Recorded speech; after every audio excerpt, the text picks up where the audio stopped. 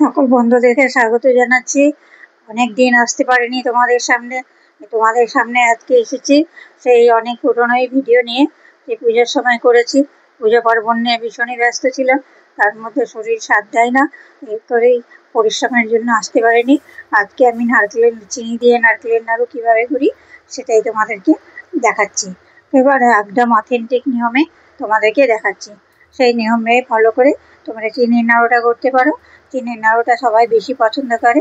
তা 3টে নারকেল কুড়িয়ে রেখেছিলাম, তার মধ্যে দিয়ে দিচ্ছি চিনি। 3টা নারকেলের জন্য 6 কাপ চিনি দিয়ে দেবো। 2 কাপ করে একটা নারকেল প্রতি, মানে নিয়ম হচ্ছে একটা নারকেলে প্রায় 200 গ্রাম মতো চিনি লাগে, 200 থেকে 250। তো এখন তো নারকেলের সাইজগুলো অত বড় হয় না, সেই জন্য 150 থেকে 200 গ্রাম মতোই দিই। এবার চিনিটা মাখিয়ে দিয়ে একটু কিছুক্ষণের জন্য রেস্টে রেখে দিয়েছি, চিনিটা যেন খানিকটা গলে যায়।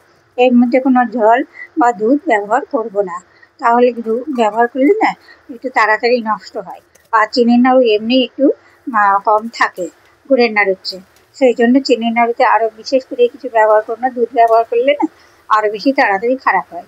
এবার ভালো করে পাক দিয়ে নিতে হবে। এই চিনির নাড়ু পাক দেওয়াটা কিন্তু খুব মানে একটু সাবধানে দিতে হয়, কেননা এইটা কিন্তু বেশি পাক হয়ে গেলে আর ঝরঝরে হয়ে যাবে, আর কম পাক হলে গড়বে কিন্তু জমবে না।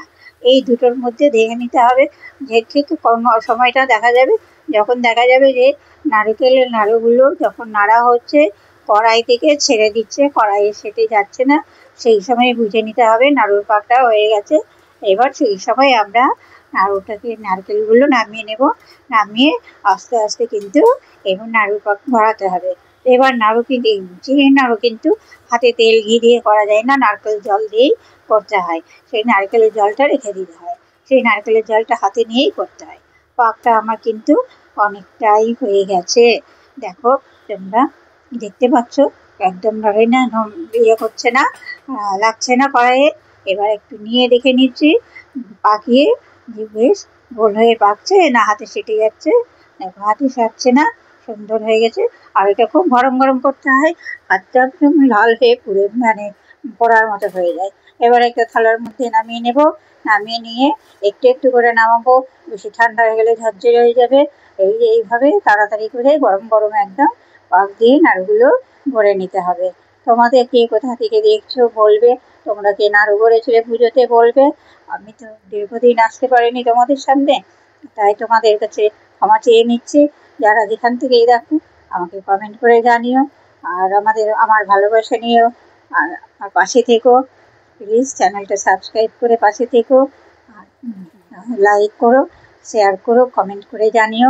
আর আমি এখন তাও একটু আসতে পারবো। যাই হোক, নাড়ু করা কমপ্লিট হয়ে গেছে। দেখো নাড়ুগুলো কেমন হয়েছে জানাবে কিন্তু কমেন্ট করে অবশ্যই। পরের ভিডিওতে দেখা হবে, আমি তোমাদের কাছে শেয়ার করছি। দেখো নাড়ুটা কি সুন্দর হয়েছে। ভালো থেকো, সাবধানে থেকো, সুস্থ থেকো। জগদ্ধাত্রী পুজো চলে এলো, ছট পুজো চলে এলো, সাবধানে থাকবে। নমস্কার। হাতটার অবস্থা দেখছো কি হয়েছে।